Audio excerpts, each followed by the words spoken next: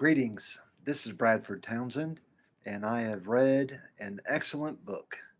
So, um, bienvenue, uh, shalom, aloha, and I'd like to tell you about the book Dirt.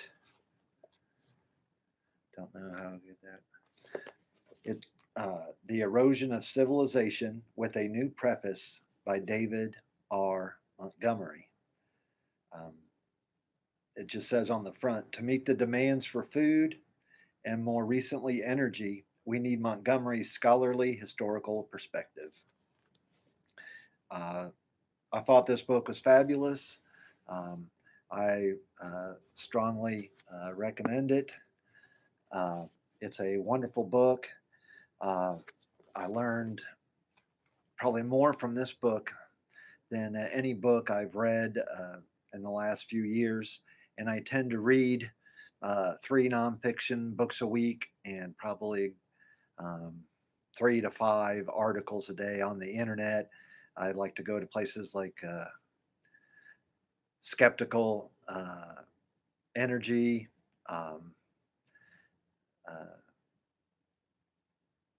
Foreign Affairs, Stratcom, um, your regular news outlets like Zero Hedge, and some lots of investor websites.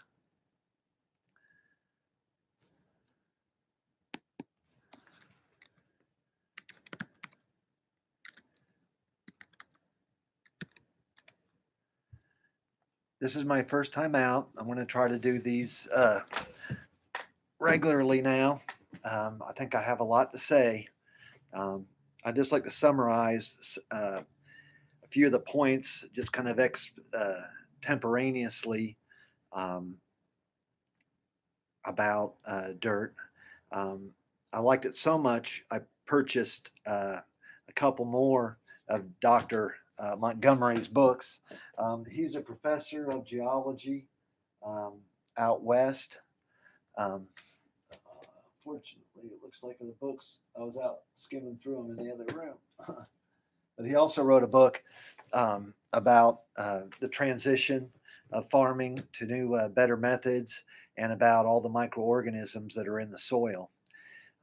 What really hit me in the book that it does talk about the erosion of civilizations is I took a couple years of high school Latin and enjoyed the class, especially Julius Caesar's campaigns and Marcus Aurelius's Stoic philosophy. It was hundreds of years after uh,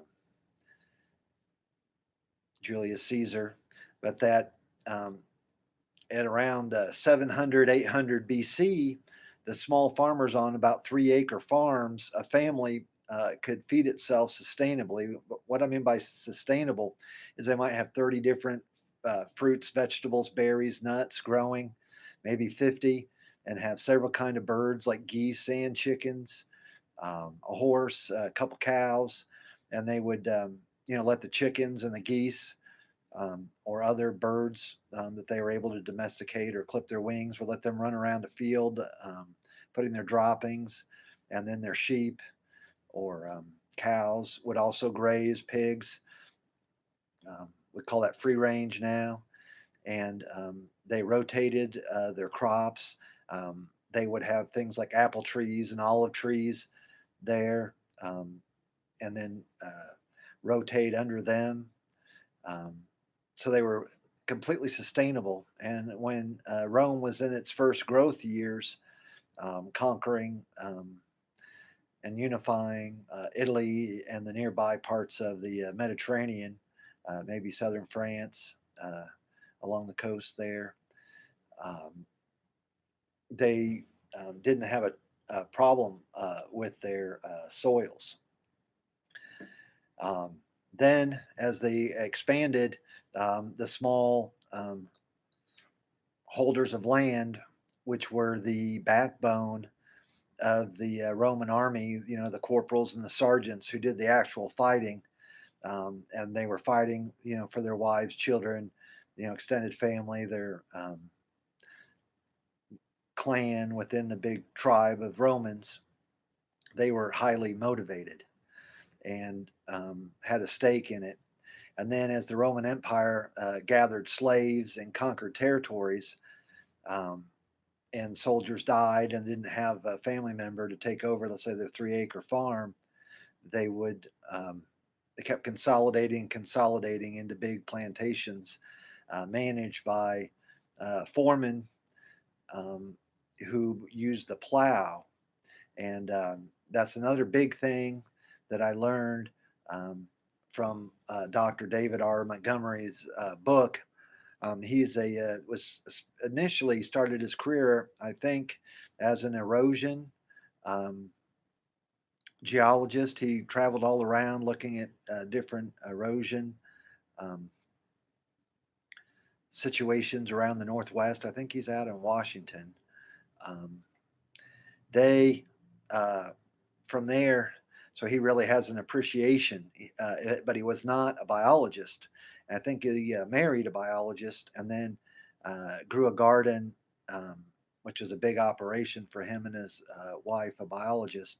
And he learned all about nematodes and worms. And he also spoke about Charles Darwin, how he spent the bulk of his career, probably over 80%. He's known um, for their work in evolution.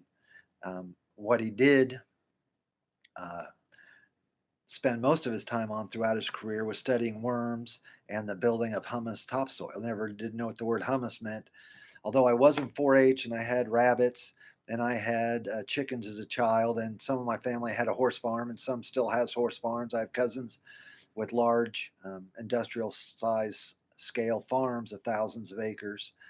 Um, So, I grew up in the country boy, been on a lot of farms, worked on farms, plowed fields, driven tractors when I was like 10, 12 years old, uh, moving things around, picking strawberries, picking apples, picking lettuce and melons, and doing all that on our farms, getting chased around by getting nipped by goats and sheep and stuff in the corral. So I was a kind of a country boy and loved it, swinging on the grapevines and everything in our hot, humid summers of Indiana in Ohio, where my family in Michigan, where all of them had some type of gardening or actual commercial farms or horse farms. Um, it I didn't really know about. I took biology, but they didn't cover soil, um, so it was a real revelation to me to find out that a kilogram of good topsoil, has like trillions of microorganisms. Some you can see, other organisms such as worms and nematodes and beetles and ants and um, all that, and the whole dynamic of the system, where you have birds, a flock of birds might land on the field and they leave their droppings and urinate, and then the pig urinates, and then fleas die, and then they decay and leave their nutrients from their bodies, and um, it's just a miraculous system, and it's destroyed by tractors and plowing, which I didn't know. It's destroyed by teams of horses like the Amish use and plowing. And he makes a big point that he and the U.S. Department of Agriculture and all the agriculture departments in the world now are trying to getting away from tilling, or whether it be with horses or with big tractor machines, because they compact the soil and they tear up the root networks and kill the stuff. So you can actually, without using petrochemicals for fertilizer, without using herbicides and pesticides, you can get as good or better yields, and you get much better yields, even if you, let's say, only get 90% of the yield of your carrots or your melons. They're going to be packed with nutrients, maybe have 10, even 15 times the nutrient density of what you really want. Is That's why you're eating your spinach. If it's in no-till, regenerative farming, where you're putting um, litter on there, like your leftover salads. Let's say you cut off part, of your asparagus, or whatever, all that green wastage that you might have. You throw that on your garden or on your farmland. You build up composting, Um, Maybe you get coffee grounds from your local coffee shop and keep putting that in your compost pile, and adding other ingredients to make really rich, strong uh, topsoil. And in a matter of just a few years, um, if you have organic matter like uh, leftover salads, fruit, like say you take the apple, um, well, it's more an orange or a lime is probably more like it, where you take the skin off, and you put that in your compost pile. All that organic matter, you find a dead raccoon or a dead mouse, and you throw that in there, or a dead vulture lands in your property, throw that in there. But you just compost everything you can, and even if you could have a composting toilet where you take a bucket and put wood chips in it or something to keep the smell down that's organic, and then poo and pee in there, and then dump that around your compost pile. And then, if you do cut some grass from around your house, rake it up and throw it on the compost pile, and you just keep building it up. Um, it's wonderful.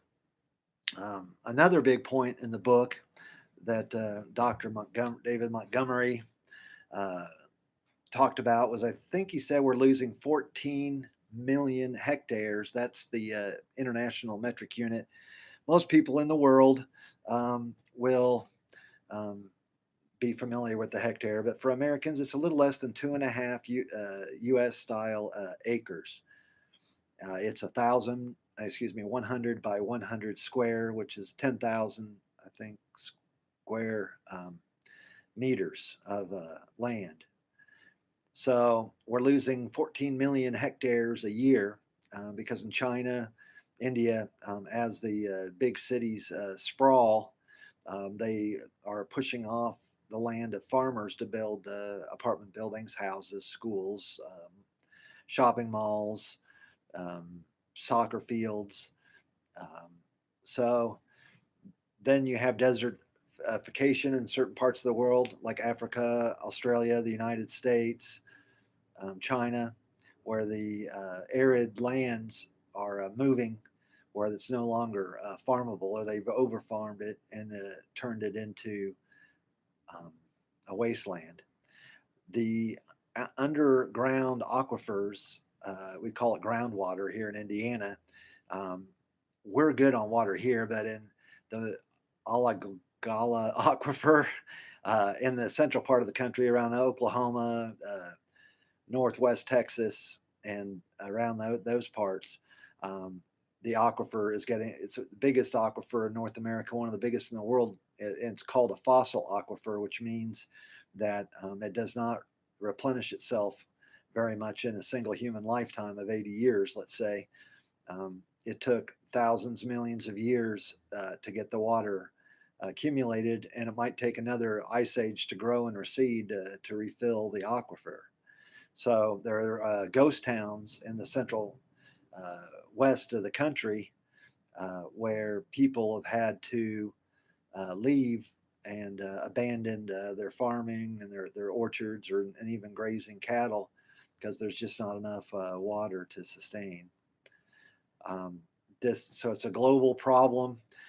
Just to give you an idea, I told my son, I think, that it's 5.9 million hectares of farmland that could be either pig farms, cow farms, horse farms, um, peppermint, uh, but mostly, overwhelmingly, it's soybeans and maize corn here in Indiana. So you get almost two, well, you do get two losses of all the agricultural land that's under production in Indiana, one of the world's most bountiful, um, productive agricultural regions.